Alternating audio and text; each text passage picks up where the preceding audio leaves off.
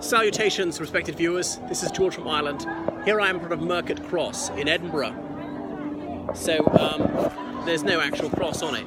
It's derived from the Scots dialect word for market, but it's also redolent of the Latin mercator, as in merchant. So you can see the coat of arms there with the lion and the unicorn, forgive me. Above it, the crown, thistle, symbol of Scotland. 3 lions of England. It's also got the, I wish I had a zoom, it's also got the lion rampant of Scotland. It's got the Geld harp of Ireland on a background of St Patrick's blue. And it's got the 3 lions passant of England, I should have mentioned. A rose, a shamrock, a thistle. And is it a leek for Wales? So what's the thistle about? Well, I forget which one. I think it's the Battle of Otterburn, where the Scots army was in England when Scotland and England were separate kingdoms, and the English were creeping up on the Scots to surprise them in the middle of the night. And many people were walking barefoot in those days. This discalced soldier obviously couldn't afford shoes, only made out of leather in those days. A lot of people didn't have shoes in this country, even into the early 20th century. Anyhow, he trod on a thistle, and he shrieked to register his pain. Had he been a hardy Scot, he would have bottled it up and not cried out.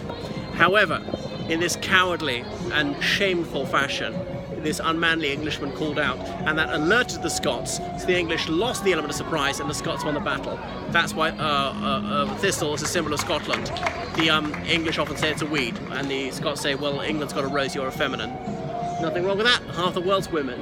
Okay, another lion rampant of Scotland with a thistle on either side. So what was this used for? Look, you can see you can get up into it here. No, not me, not every day you can't get into it. Anyway, so this is for royal announcements, and this one's put up in the 18th century. To be more precise, it's in 1835. So even these days it's used. When elections are held, parliament's dissolved, they get people, they get heralds dressed up in their heraldic uniforms, looking like a playing card with the royal coat of arms on their surplice, I think you call it, and then they read an announcement from up there. Look, 3 lions of England, and they got a sort of inverted St Andrew's cross, a saltire, a bit like the flag of the Russian Navy. Again with thistles, an open book, and the castle. It's a bit like the symbol of Edinburgh University. I wonder if it's the Edinburgh City coat of arms, and they announce that Parliament has been dissolved and things of that nature. And indeed, when His Gracious Majesty George of that name the 6th was called the Great Big Palace in the Sky, it was announced from here that his eldest daughter Elizabeth of that name the 2nd had ascended to the throne. So that's Mercat Cross. There's not the original place it was in. And then another motto here, persevere. You probably can't read it from there. But the original site of Mercat Cross was further down the hill. We're on the Royal Mile. Scotland is perhaps unique in being the only country where almost the entire history happened on one street. Just so many significant events, or so many celebrated people lived on this one street. So mile, it's mille from Latin, 1,000. What, 1,000 steps? Those would have to be very big steps. It's more like a jump. Is probably the height of 1,000 men, 1.6 meters. So 1,000 men, if they were about 1.6 meters tall, they would have been in ancient Roman times, lying head to toe, would cover a mile roughly. However, the mile we use internationally is an English mile. This is a mile, and an Irish mile is an English mile plus 1/8. I'm not sure what a Scots mile is, about the same. So from Edinburgh Castle, which is behind me, you can maybe just about make it out, down to the Palace of Holyrood House is about a mile. So this is perhaps the most magnificent and historic street in the British Isles, with so many old buildings.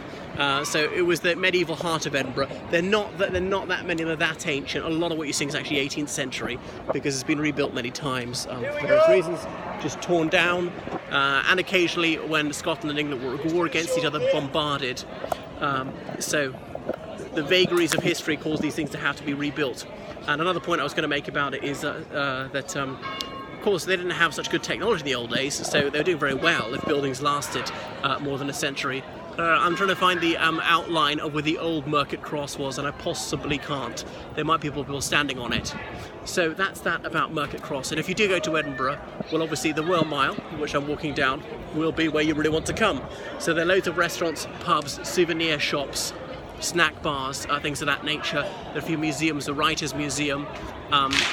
And the festival being on, it's exceptionally lively. It's fairly late now, so the crowds are not as dense as they were yesterday, but it was thronging.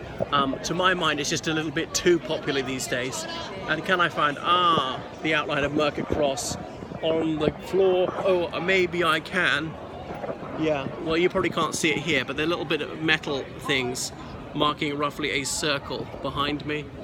Can you see it? And on the other side, not terribly interesting. So roughly here is where Mercat Cross was before. I think they probably demolished it and built a completely new one rather than moving it brick by brick. Well, that's enough from the Royal Mile in Edinburgh, and this is where you really need to be if you do come to Edinburgh. This is the historic heart of Scotland, and an absolutely fascinating street. You could spend a whole day walking up and down here.